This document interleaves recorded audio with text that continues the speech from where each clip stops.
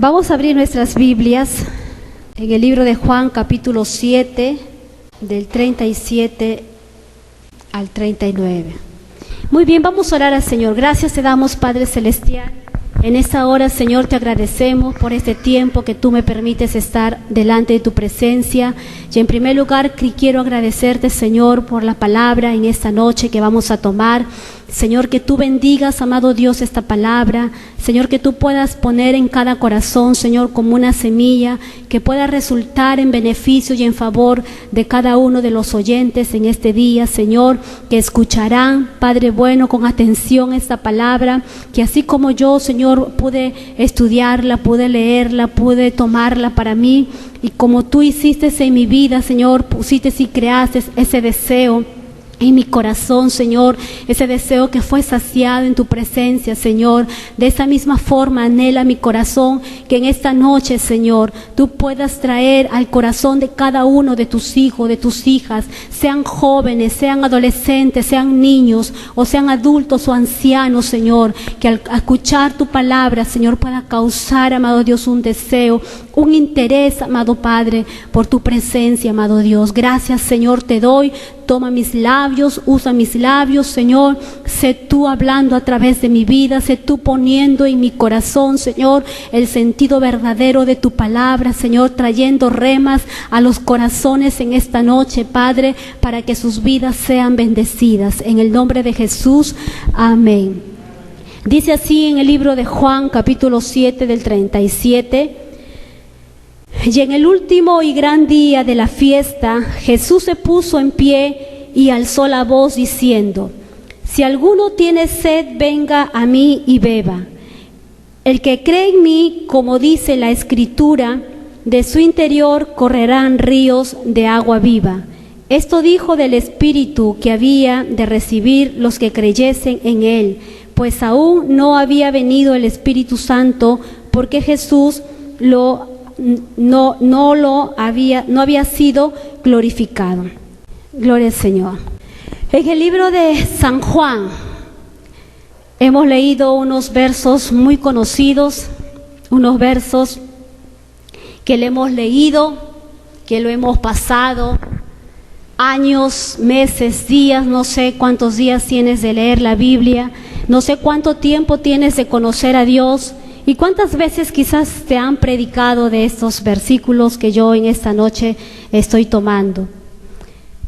Jesús habló estas palabras en el último día de la gran fiesta de los tabernáculos. Esto nos indica algo, hermanos, que Jesucristo, si bien es cierto, como todo judío, Él cumplía en cierta forma con todas las normas, con todo lo establecido por la ley de Moisés, y una de estas ordenanzas era la celebración de las fiestas de los tabernáculos. Así que ese día, cuando Jesús lanza estas maravillosas palabras, es precisamente cuando Él se encuentra en esta fiesta de los tabernáculos, o también llamado la fiesta de las enramadas, o en hebreo significa la fiesta del Sukkot. ¿Qué cosas era la fiesta de los tabernáculos o la fiesta del Sukkot? ¿Y por qué fue ordenado por Dios? En el libro de Deuteronomios, el capítulo 16 y el versículo 13, ahí está la ordenanza de parte de Dios para la celebración de estas fiestas al pueblo de Israel. 16:13. Dice así: la fiesta solemne de los tabernáculos harás por 7 días, cuando hayas hecho la cosecha de tu era y de tu lagar. ¿Qué dice Levítico 23:34? Habla a los hijos de Israel y diles: a los 15 días de este mes séptimo será la fiesta solemne de los tabernáculos a Jehová por 7 días. Ahí está, en la ley de Moisés, ahí está en el libro de Pentateuco, la ordenanza de Dios para la celebración de estas fiestas. Estas fiestas, hermanos, duraban 7 días. Tremenda fiesta que el pueblo de Israel hacía. Fue ordenada por Dios al pueblo de Israel. Los israelitas fueron ordenados, hermanos, a vivir durante 7 días bajo enramadas, bajo lo que llamaban el tabernáculo, ¿no? Cada uno hacía su enramada y ahí vivían durante los 7 días. ¿Y qué hablarían, qué harían en esos 7 días? La Biblia no especifica qué es lo que ellos hacían metidos en las enramadas en los 7 días. Pero creo yo que ellos estaban ahí con toda su familia, porque era una ordenanza de parte de Dios la celebración de esta fiesta.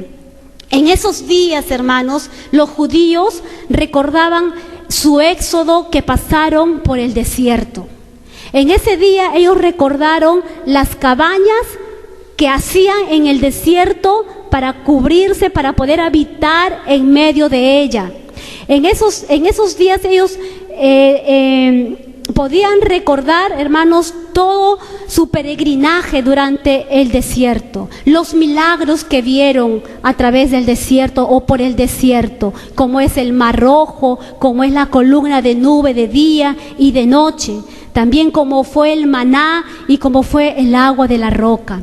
Así que la fiesta de los tabernáculos para ellos era un día de celebración tanto que ellos decían, así vivíamos antes. Ellos le contaban a sus pequeños, mira hijo, así como ahora tú nos ves vivir, así vivíamos antes. Así estábamos en el desierto. Esto era nuestro peregrinar en el desierto. Por eso para ellos era muy importante la celebración de esta fiesta. ¿Por qué? Porque ellos podían recordar de dónde habían salido, de dónde habían venido y qué mano poderosa les había hecho llegar a ese lugar en donde ellos se encontraban en ese momento, hermano. Esta fiesta duraba 7 días.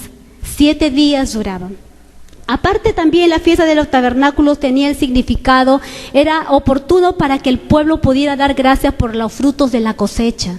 Habían tenido una cosecha muy abundante en ese tiempo y ellos siempre lo celebraban, hermanos, porque eso fue la ordenanza de parte de nuestro Dios.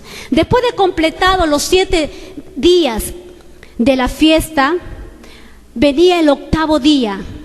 Y el 8º día era la fiesta, la máxima, podríamos decir, fiesta, donde todo era regocijo, donde todo era alegría, donde todo era algarabía.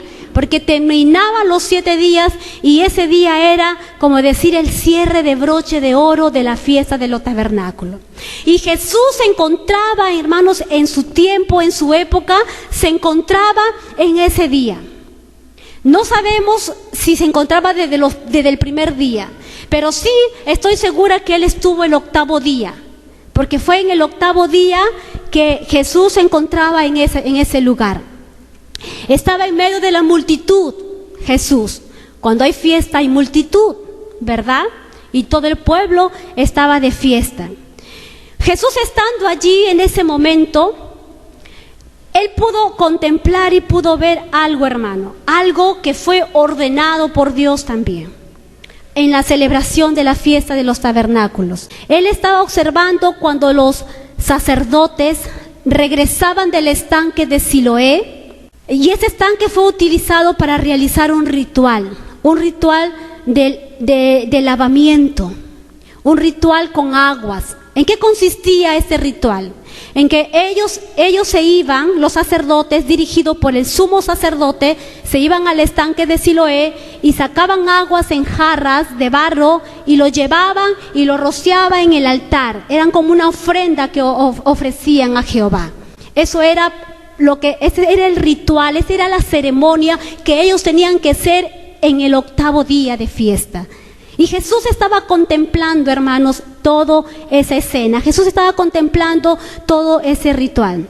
Y en el tiempo del rey Ezequías, hermano, Ezequías, fue algo gracioso que yo cuando leí me dio una alegría poder saber de que era un rey. Fue un buen rey que hizo verdaderamente muchas cosas por su pueblo y también hizo un trabajo de ingeniería. Y aquí está el pastor que él tiene esa rama y Ezequías fue el que llevó agua, hermanos, de la ciudad de David a través de un túnel que hizo para que poder traer agua de la fuente de Gihón hasta el estanque de Siloé. ¿En dónde le encontramos esta historia? En 2 de Crónicas 32:30. Ahí dice que él hizo todo lo necesario para que pueda llevar el agua. Y yo decía, qué bonito trabajo de Ezequías, de poder llevar agua a sus ciudades, de poder llevar agua para los que no tenían de repente en esa ciudad, en ese lugar. Y ahí está el estanque de Siloé, justo que iba a presenciar lo que iba a suceder en el tiempo de Jesús. Fue testigo ese estanque, porque de ese estanque sacaron esa agua, hermanos, para llevar y rociarlos en el altar. Así que en el último y gran día de la fiesta, dice, el último y gran día de la fiesta, así dice, ¿verdad? Este evangelista nos lleva hasta ese día, hermanos. Al 8º día nos está llevando el evangelista de San Juan. Ese fue el último y gran día de las fiestas de los tabernáculos, el que ya terminaba. ¿Qué decía la ley? La ley decía que en ese día se debía celebrar la santa convocatoria o la santa convocación, ¿verdad? De gran solemnidad. Era una ceremonia muy solemne, era una ceremonia muy seria. ¿Y en dónde encontramos ese mandamiento? En Levíticos 23, del 35 al 36, y en Números 29, 35. Por el tiempo no lo leo, pero ustedes lo pueden leer en casita. Ahí dice la ley lo que ellos tenían que hacer en esta gran ceremonia. Esta santa convocación, hermanos, consistía, como les dije, en que un grupo de sacerdotes dirigidos por el sumo sacerdote extraían agua del estanque de Siloé. ¿Para qué? Para ser rociadas como libaciones, para ser rociadas como ofrendas en el atrio del templo de Jehová. Y en este último día Jesús se levantó. Él estaba sentado, como todos, expectando la solemnidad, expectando la convocatoria que habían sido todos para ese día, y estaban todos reunidos ahí. Y se levantó, hermanos.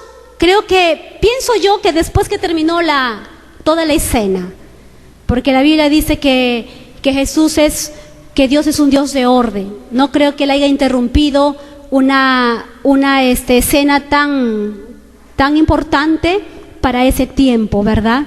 Y dice que Jesús se levantó y alzó la voz. Alzó la voz quiere decir gritó, habló fuerte, para que todo lo escucharan. Y como todo era solemne, como todo era algo religioso, nadie podía hablar, ni un niño, nadie, era muy reverente, la situación lo ameritaba. Así que Jesús aprovechó ese tiempo, aprovechó ese momento para levantar su voz y decir de esta manera: si alguien tiene sed, que venga a mí y beba. Las escrituras dicen que del interior del que cree en mí saldrán ríos de agua viva. En Juan 7:3. Ahí se encuentra ese versículo. El pueblo de Israel, hermanos, se había trasladado de lo real a lo ritual. Ellos habían manejado por muchos años toda esta tradición, toda esta ordenanza de forma religiosa, de forma ritualista, de forma mecánica. Estaban acostumbrados que todos los años, en esa misma fecha, iban a hacer lo mismo. Ya era algo monótono, era algo mecánico. Como de repente para algunos de nosotros, que es algo de costumbre venir solo los domingos a la iglesia. O ya me acostumbré que a las 6 los domingos debo yo estar aquí en la casa del Señor, ¿verdad? Algo que ya estaba para ese tiempo, ellos acostumbrados a vivir en el ritualismo, a vivir en la religiosidad. Se habían acostumbrado a las reglas que ellos tenían a través de sus rituales, pero se habían olvidado de tener esa relación personal con el Cristo que estaba ahí, que ellos no se daban cuenta quién es el que estaba hablándoles, quién es el que les estaba diciendo, hermano. Jesús en medio de ellos estaba haciéndoles una invitación, los estaba invitando a ellos a tomar de la verdadera fuente. Delante de ellos, hermano, estaba la misma persona que les había guiado por el desierto.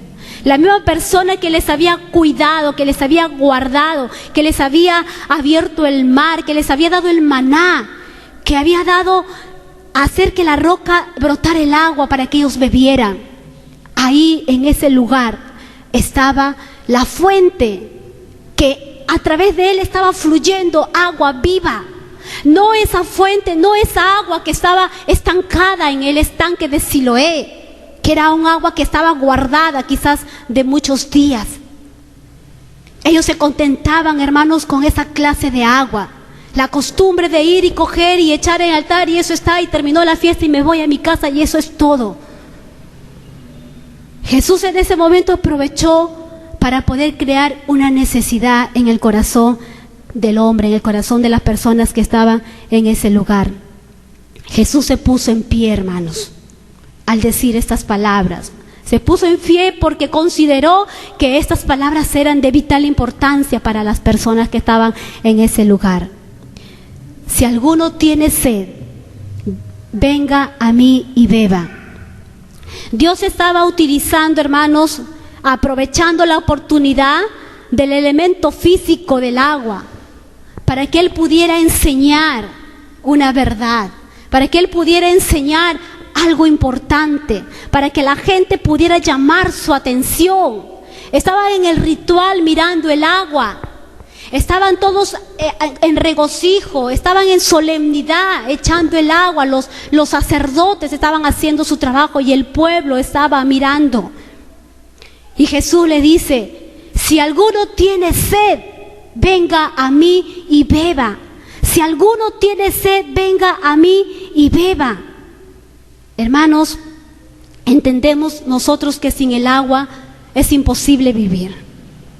A lo mucho podremos soportar unos días, quizás unas semanas, porque hemos guardado o hemos retenido el agua para poder usarlo. Pero pasado todo ese tiempo sería muy difícil soportar vivir sin el agua. Nuestra piel se deterioraría, nos deshidrataríamos, nos moriríamos de sed, de deshidratación, y por el último vendría la muerte, hermano. Así que este elemento importante para la vida física también es importante, pero no de la forma física que Jesús estaba refiriendo al agua física, no. Ellos sí tenían el agua física frente a sus ojos, pero Jesús le estaba ofreciendo una clase de agua diferente, una clase de agua que verdaderamente iba a satisfacer las necesidades de esas personas en ese lugar. De la misma manera como Jesús, hablando con la mujer samaritana, ¿se acuerdan? En Juan 14, 13 al 14, cuando le dice: si yo te diera del agua a beber, de esta agua que tú sacas, tú vas a volver a tener sed y siempre vas a tener la necesidad de venir a sacar del pozo. Pero si tan solamente tú permitieras que yo te dé del agua que salta para vida eterna, no volverás a tener sed jamás. Hermanos, Dios en esta mujer estuvo mirando su interior. En esta mujer estaba mirando su necesidad. Estaba mirando el deseo de su alma, de su corazón, porque Él lo sabe y lo conoce todo. Y conocía el estado de esta mujer, conocía la necesidad de esta mujer, para que Él pudiera decirle estas palabras llenas de esperanza, hermanos.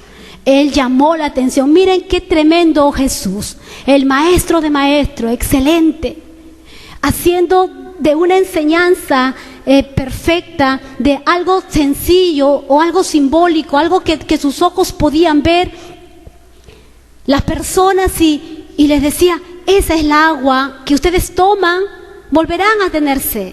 Pero si vienen a mí y yo les doy del agua que yo tengo, no volverán a tener sed jamás.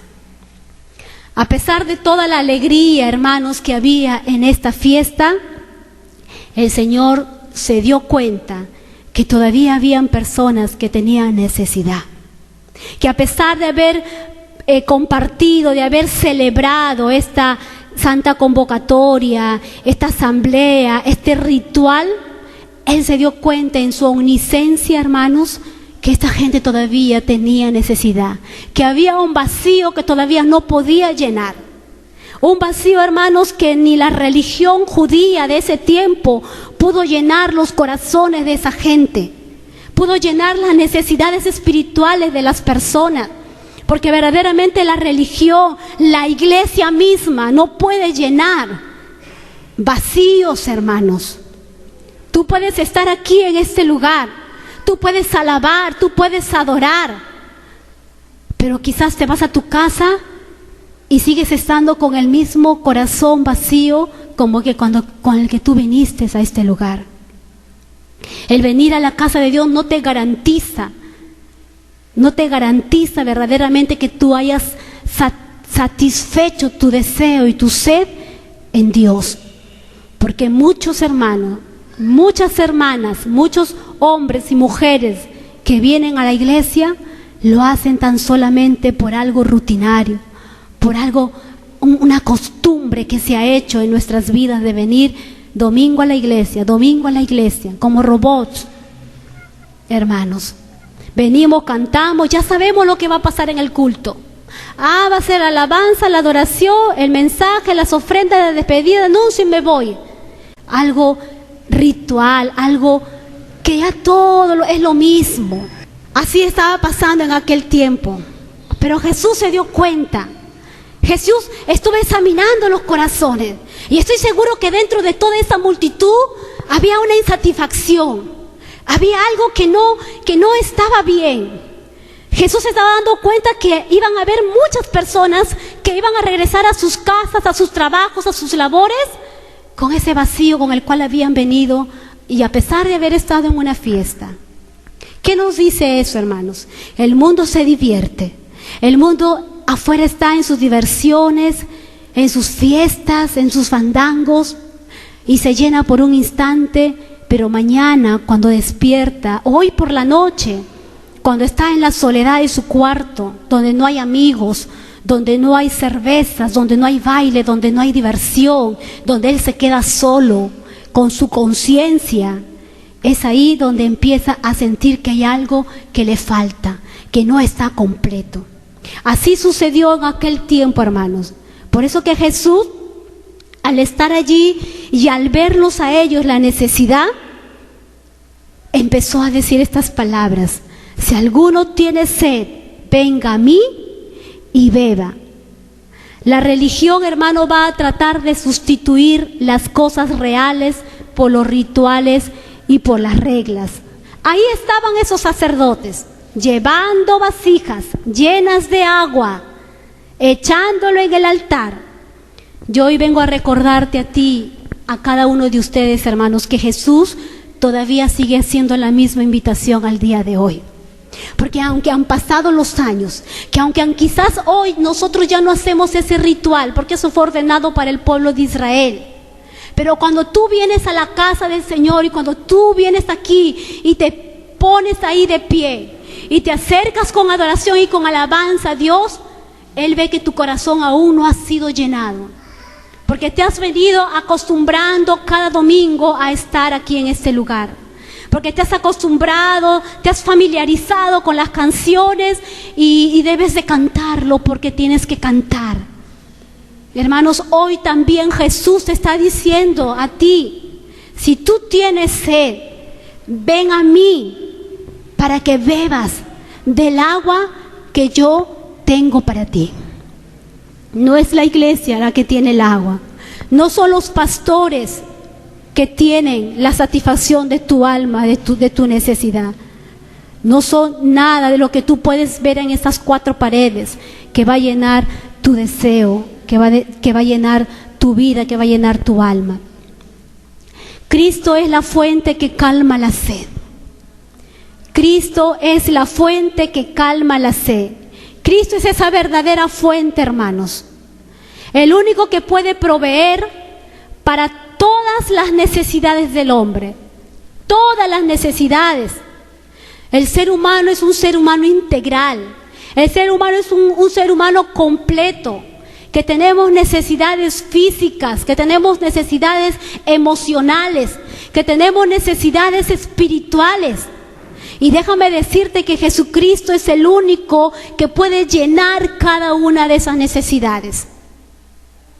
En el mundo puedes llenar una cierta cantidad, quizás una área, una pequeña área de tu vida, pero Jesucristo te lo puede llenar todo completamente. No hay fiestas, no hay, hermanos, casas, no hay paseos, no hay todo el dinero que acumules en esta tierra, ni aun cuando tú juntaras todas las riquezas que están escondidas en esta tierra, déjame decirte que va a poder satisfacer tu necesidad. Tú puedes ser el hombre más rico del mundo, la mujer más rica del mundo, pero puedes tener un gran vacío, puedes tener una gran infelicidad. Por eso nosotros no vemos y contemplamos a través de la televisión, a través del internet, a personajes llenos de dinero, de fama, con un éxito tremendo, que viven deprimidas, que viven a punto, hermanos, de quitarse la vida, que no son felices, porque simplemente lo que ellos lograron tener en la vida no les llenó. No pudo llenar el deseo, no pudo llenar la necesidad. Y andaban buscando en la religión, en la ciencia, en la economía, en la política. Andan buscando algo para poder llenar ese momento vacío, ese momento de soledad que todo ser humano tiene. Todos los seres humanos tenemos, hermanos, así. Porque Dios lo ha hecho a propósito. Cuando Dios te creó a ti y cuando Dios me creó a mí, nos hizo con algo que nos faltaba. Él dejó algo inconcluso aquí, dentro de nosotros, algo pendiente que solamente cuando íbamos a ir a Él, cuando íbamos a ir a su presencia, lo íbamos a llenar e íbamos a ser completos.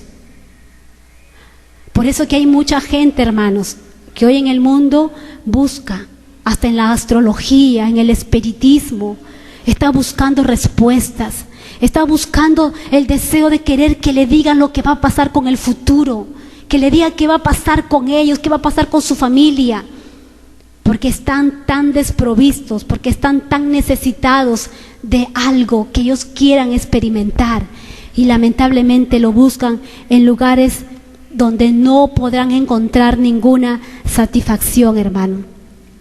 Jesús es el que mejor sabe cuál es nuestra necesidad, porque Él nos creó, porque Él nos hizo. Él sabe cuál es tu necesidad emocional. Tu necesidad emocional no es igual que la mía. Por algo Dios nos hizo de diferentes temperamentos. Por algo Dios hizo al melancólico, hizo al flemático, hizo al sanguíneo, al colérico, y a todos ellos les hizo de una forma tan diferente, pero que nos conoce tanto y sabe cómo llenar todo vacío del ser humano. Lamentablemente nosotros los hombres, nosotras las mujeres, no queremos reconocer a Dios en nuestras vidas. No queremos aceptar su palabra, sus principios en nuestras vidas. Y no nos damos cuenta que el único que dará sentido a nuestra vida es Él. Él es el único que nos dará el sentido eterno, hermanos, a cada uno de nosotros. El mundo busca satisfacer su anhelo de encontrar a Dios, pero no lo podrá encontrar si no va hacia Él. El error del hombre de ese tiempo es el mismo del que Dios advirtió en su palabra en el libro de Jeremías, el capítulo 2, versículo 13. ¿Qué dijo Dios en este libro? Dijo así, de esta manera: porque dos males ha hecho mi pueblo. Me dejaron a mí fuente de agua viva y cavaron para sí cisternas rotas que no retienen agua. Y es así, hermanos. el hombre moderno, el hombre de la actualidad, dejaron a Dios para ir en busca de lo desconocido, para ir en busca de otras cosas. Pero dice Dios, están cavando cisternas rotas, porque el agua no será retenida en esas cisternas. Porque solamente el creador de nuestras vidas, Él puede llenar ese corazón. Amén. Vamos a ver el origen de esta sed. ¿Cuál será el origen de esta sed? Como les decía, no es la sed física del agua, porque tú puedes ir a tu caño y puedes comprarte un agua cielo, lo puedes tomar y puedes satisfacer tu necesidad física. El origen de la sed es espiritual. Y ustedes se acuerdan cómo David dijo, como el siervo brama por las corrientes de las aguas en el Salmos 42, 1 y 2. Así clama por ti, oh Dios, mi alma tiene sed de ti. El salmista David podía entender claramente lo que significaba tener sed de Dios, porque en Salmos 42, él exclama, él dice, mi alma tiene sed, mi alma tiene sed. Él tenía estanques que había construido Ezequías con abundante agua, pero la sed que él tenía era la sed del alma. La sed que él tenía era la sed del corazón. Era la sed que ni todos los estanques juntos del mundo podrían satisfacerle. Por eso que él clamaba, decía, así como ese animalito busca corrientes de agua, busca el agua para saciar su sed, yo así busco también tu presencia, porque mi alma está sedienta, mi alma está sedienta de ti. Eso era lo que el rey David exclamaba. Hay profundos anhelos espirituales, hermano, en los seres humanos. Yo digo en los seres humanos porque es en cada hombre y en cada mujer, porque hay mucha gente que no está satisfecha. Y tú puedes pensar y tú puedes decir, pero tiene juventud, tiene belleza, tiene dinero, tiene fama y no es feliz, y se quitó la vida y lo encontraron con sobredosis de droga. Y tú te haces la pregunta, pero qué tonta decimos, o qué tonto, ¿cómo cortó su vida si lo tenía todo? Hermano, yo creo que esta persona, antes de tomar esa decisión, si esta persona hubiera conocido esta palabra, si esta persona hubiera escuchado a Cristo decirle, si tienes sed, ven a mí, si él hubiera podido entender estas palabras, hermanos, yo estoy seguro que él hubiera dejado todo lo que consiguió en esta tierra por tan solamente tener una relación con Jesucristo, para que pudiera cambiar su circunstancia, para que pudiera cambiar su realidad. Porque solo las personas que tienen dinero, fama, fortuna, belleza, juventud, solo esas personas pueden verdaderamente saber la necesidad del alma sedienta que está por dentro. Quizás tú dirás en esta noche, pero yo vengo aquí a la iglesia y ya yo conozco de Jesús. Ya le alabo a Jesús todos los días, adoro a Jesús, vengo a la iglesia siempre, estoy con Él, busco de Él. Yo no creo que tenga necesidad de Jesús porque yo ya lo conozco. Déjame decirte que el pueblo de Israel, cuando estaban en su solemnidad, ellos también conocían a Dios. Ellos también obedecían a Dios. Ellos también hacían sus fiestas de celebración a Dios. Ellos también presentaban sus ofrendas de libaciones, sus ofrendas en el altar a Dios. Entonces, ¿por qué? La pregunta es, ¿por qué Jesucristo les dijo, si tienen sed, vengan a mí, beban? Porque, hermano, no necesariamente todas las personas que participamos de ese lugar, de la comunión con Dios, estamos bebiendo de la verdadera fuente, que es Cristo Jesucristo, que es Cristo el Señor. Muchas veces, hermanos, nosotros, las mujeres o los varones, estamos culpando a las personas que están a nuestro alrededor. ¿Lo culpamos de qué? Lo culpamos de repente de no sentirnos bien, lo culpamos de repente de no ser felices. A veces decimos, sí, porque me casé contigo, yo no soy feliz, no tengo la vida que yo pensaba, vivo de esta manera, de esta forma, no soy feliz, no me siento realizada, estoy insatisfecha, me siento frustrada. ¿Alguna vez has sentido alguna frustración? ¿Alguna vez has sentido podríamos decir, una infelicidad? ¿Alguna vez has sentido quizás hasta una amargura por la situación en que tú estás o en la que te encontrabas en el pasado? ¿Alguna vez tú has sentido eso?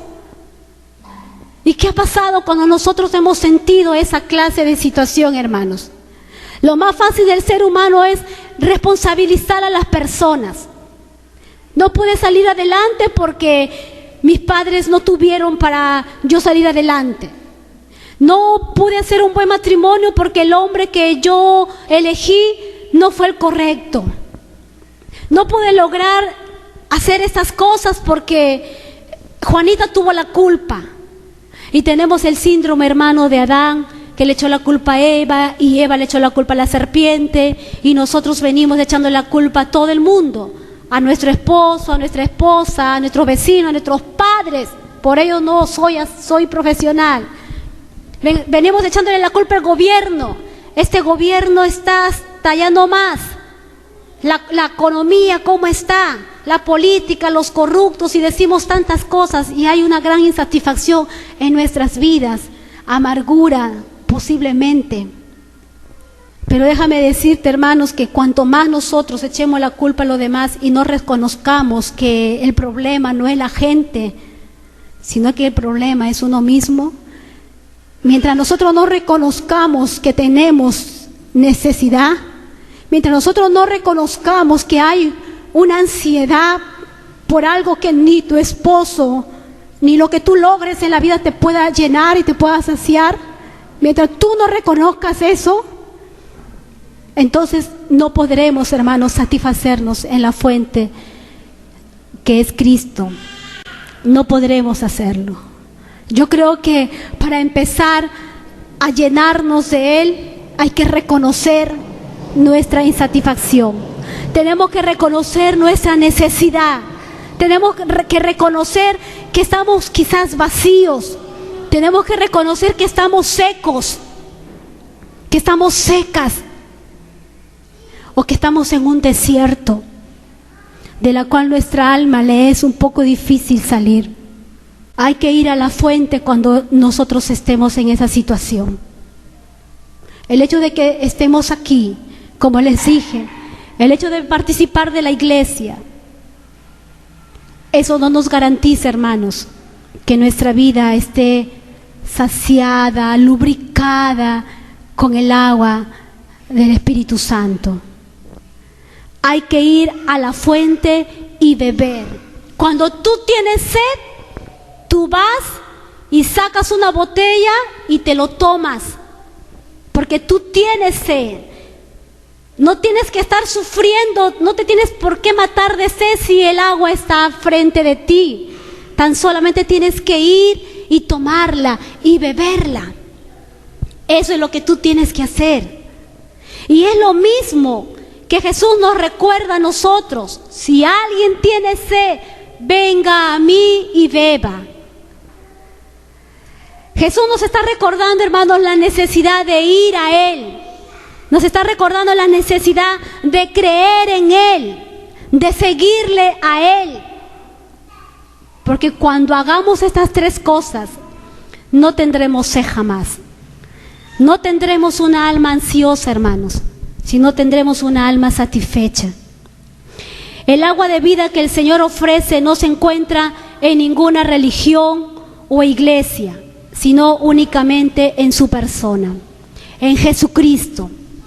Isaías 55:1 dice: a todos los sedientos, venid a las aguas. ¿Cuántos sedientos hay en esta noche, hermanos?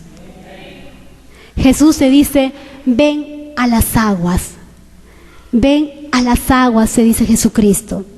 ¿Por qué? ¿Por qué nos hace esa invitación a las aguas que es Él?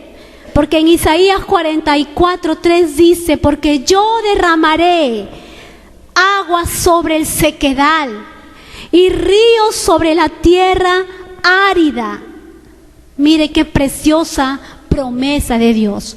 A los sedientos venir a las aguas.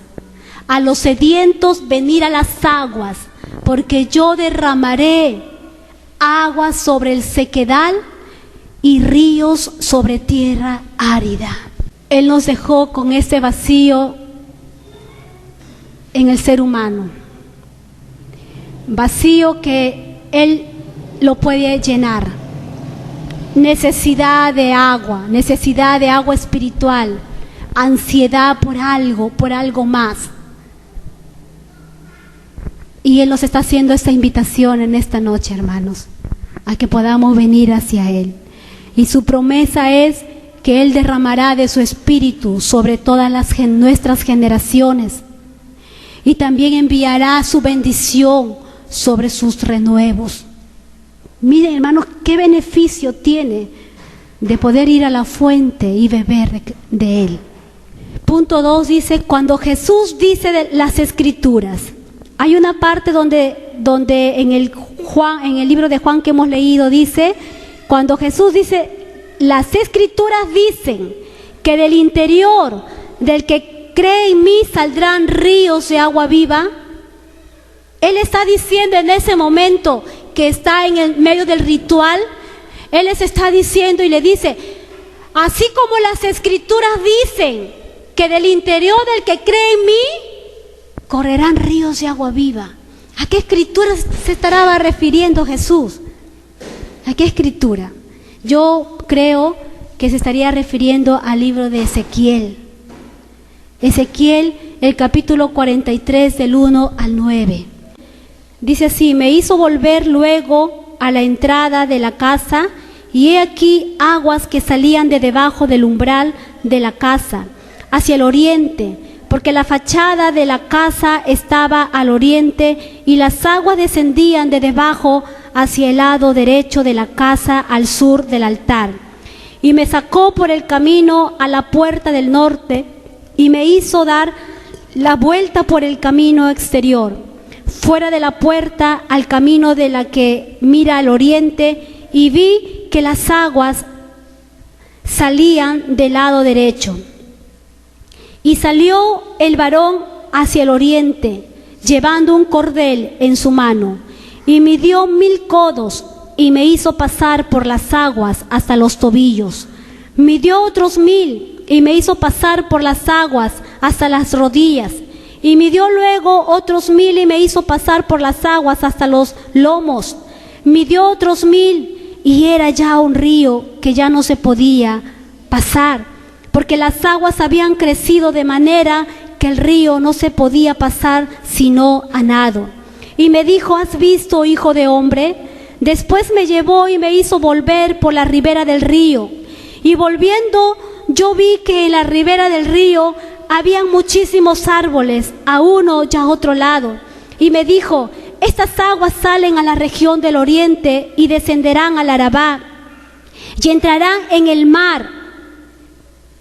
Y entradas en el mar, recibirán sanidad las aguas, y toda alma viviente que nadara por donde quiera que entraren esos ríos, vivirán. Y habrán muchísimos peces por haber entrado allá estas aguas, y recibirán sanidad, y vivirán todo lo que entrare en ese río. A esto se refería Jesús, cuando Él le dice en esos momentos a los que estaban en esa fiesta, le dicen, las Escrituras dicen que correrán ríos de agua viva por tu interior si tú crees en mí. Cuando nosotros tomamos, hermanos, de ese río, va a venir un despertar sobre nuestras vidas. Este ejemplo en el libro de Ezequías es tremendo. Dice que el agua estaba por los tobillos. Luego el agua fue subiendo por las rodillas, fue subiendo a los lomos. Luego el agua ya no se podía, ver, porque ya pasaba sobre la cabeza. Solamente podían flotar, solamente se podía nadar. Y de estas aguas dice que salían y llegaban hacia el mar. Y en el mar dice que le daba vida a ese mar. Seguramente ese mar ya estaba seco, ya estaba sin nada, un mar muerto. Pero cuando entró esas aguas que sanaron ese mar, habían peces. Y a la ribera del río habían árboles. Y más adelante dice, por el tiempo que ya me gana, más adelante ustedes sigan leyendo, donde dicen que daban su fruto, que su hoja no caía, que su fruto era bueno y que su hoja servía para medicina. Qué tremendo, hermanos, de poder nosotros verdaderamente valorar esa necesidad que tiene tu alma y de poder llenarlo en la presencia de Dios. Cuando nosotros tomamos de ese río, va a venir un despertar sobre nuestras vidas, un verdadero mover de Dios en tu vida, en mi vida. El agua empezó, hermanos, con una profundidad que solamente llegaba a los tobillos hasta llegar a alcanzar el máximo. Hasta que de repente cuando tus pies ya no estén sobre el piso. ¿Qué pasa? Que cuando tú estás en una piscina, tú entras a la piscina y tú todavía tus pies están en el piso de la piscina. Tú todavía tocas fondo. Cuando tú tocas fondo, tú todavía tienes el control, ¿verdad? Pero cuando el río te cubre todo, cuando el agua te cubre todo, ya el agua es el que te controla. Tú tienes que flotar. Lo mismo, hermanos. Mientras tú todavía estés tocando piso, mientras tú todavía estés viviendo en tu fuerza, mientras tú todavía estés queriendo llenar, satisfacer tu deseo con la familia, con el estudio, con la economía, con la religión, con la televisión, con las modas, con todos los avances científicos, mientras tú todavía estés en esa situación, déjame decirte que lamentablemente no habrá oportunidad para que Dios te pueda extender de esa agua que verdaderamente sí transformará tu vida, que verdaderamente sí sanará tu interior. Esa agua, hermano, no solamente es para saciar la sed. Esa agua no es solamente para que tú puedas tomar y beber y no vuelvas a tener más sed. Esa agua va a hacer cambios y transformaciones en tu vida. Esa agua va a lograr lo que tú no puedes lograr en tus propias fuerzas. Esa agua te sanará. Sanará tus emociones, sanará tus heridas, sanará tus rencores, tus frustraciones, tus insatisfacciones. Todo eso va a curar esa agua, hermano. Por eso que Jesús vio la necesidad de esa gente. Vio que estaba tan necesitada y dijo, vengan a mí, beban. Vengan a mí, beban. Y les decía, hermanos, con fuerte voz, exclamando poderosamente, oportunidad. De su interior correrán ríos de agua viva. De su interior correrán ríos de agua viva. Quienes beben de esta agua, como les vuelvo a decir, no solo calman sed, sino que esta agua va a ser una bendición en tu vida. Y no solamente va a ser una bendición en tu vida, sino como esta agua corre por tu interior, entonces serán de bendición para los que están a tu lado, para los que están alrededor tuyo. Y ese es el propósito de Dios, hermano. No solamente que tú te llenes, no solamente que tú te satisfagas, no solamente que tú te sientas saciado con Él, sino que a través de tu vida tú también puedas llevar ese río y otras vidas que están sedientas. En el mundo hay vidas sedientas, aunque no lo quieran reconocer. Pero hay vidas necesitadas, hermanos, que dependerá del río que fluya por tu interior para que esas aguas también lleguen a ellos. Para que esas aguas también transformen, hermanos, su vida. Mire lo que dice Isaías 56:11. Y serás como huerto de riego y como manantial de aguas, cuyas aguas nunca faltarán. Cuando tú bebas de esa agua, cuando tú tomas de esa agua, tú vas a ser un huerto fructífero. Tú vas a ser una mujer fructífera. Tú vas a ser una mujer bendecida, donde las aguas de manantial fluirán por tu interior y esas aguas nunca te faltarán. No, y se cumple la palabra de la samaritana cuando Cristo le dijo, no volverás a tener sed jamás. se cumple, hermano, porque esa es la verdadera fuente, es la verdadera agua. Y mira lo que dice Juan 4:14, mas el que bebiere del agua que yo le daré, no tendrá sed jamás, sino que el agua que yo le daré será en él una fuente de agua que salta para vida eterna. No solamente nos promete satisfacer agua temporal o necesidad temporal acá, en esta tierra, sino que nos servirá para la vida eterna, hermanos. Qué precioso, ¿verdad? ¿Por qué? Como decía algo, no sé si es una canción, un poema, no lo sé. ¿Por qué dice estar sufriendo de sed habiendo tanta agua? No sé si he escuchado por ahí, pero me quedó un poquito esa parte de, no sé si fue una canción. ¿Por qué morir de sed teniendo tanta agua? ¿Por qué estar necesitados si la fuente de nuestra agua todos los días está aquí en este lugar? ¿Por qué regresar a casa de la misma forma, de la misma manera como hemos venido, llevando el mismo vacío, la misma insatisfacción? Si Jesucristo está aquí parado y te está diciendo en esta noche, si alguien tiene sed, venga a mí y beba. En conclusión, hermano, Jesucristo te está haciendo una invitación en esta noche a cada uno de nosotros. Yo me incluyo, yo soy la primera en la fila que necesito beber de Cristo, que necesito que Él me dé de esa fuente, que necesito del agua que salta para vida eterna. Quizás tú has venido aquí a la casa de Dios solo para participar de una reunión más, como los sacerdotes lo hicieron en aquel tiempo, pero regresas a tu casa vacía, regresas a tu casa a ser la misma, regresas a tu casa a dejar la Biblia en el rincón que siempre le dejas y a volver a tu vida rutinaria, a ver a tu vida nuevamente, a las mismas cosas que haces, en la misma circunstancia estar batallando tu vida diariamente. No necesitas buscar en ningún lugar lo que en Cristo tú puedes encontrar. No busques, no pierdas tu tiempo buscando, como el mundo, como los gentiles buscan, hermanos, sus satisfacciones en lo que ellos ven, en lo que sus ojos ven, en las cosas temporales. No busques tú en esas cosas lo que tú necesitas, lo que tú deseas. Anda directamente al que te creó, anda directamente al que te hizo, anda directamente a aquel que hizo esa clase de corazón que tú tienes el día de hoy, esa necesidad que Él puso para el tiempo de hoy. Él puso una necesidad en tu corazón. Yo no sé cuál es la necesidad que tú tienes. No sé si es una necesidad emocional, no sé si es una necesidad espiritual, no sé si es una necesidad económica, no lo sé, hermano. Pero déjame decirte que para el día de hoy Él permitió esa necesidad existente en tu corazón para que Él pueda satisfacerlo, para que Él pueda llenarlo, para que Él pueda otorgarte, hermanos, también estas mismas palabras: el que tiene sed, venga a mí y beba, porque de su interior correrán ríos de agua viva.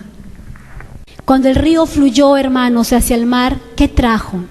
El mar, ¿qué sucedió en el mar cuando el río llegó hacia el mar? Según este libro de Ezequiel, trajo vida, trajo vida. El mar estaba muerto, el mar estaba sin vida, en el mar no había peces, no existía vida porque el mar estaba muerto. Pero cuando este río llegó, porque todos los ríos desembocan en el mar, ¿verdad? Cuando este río llegó, sanó el mar y trajo vida.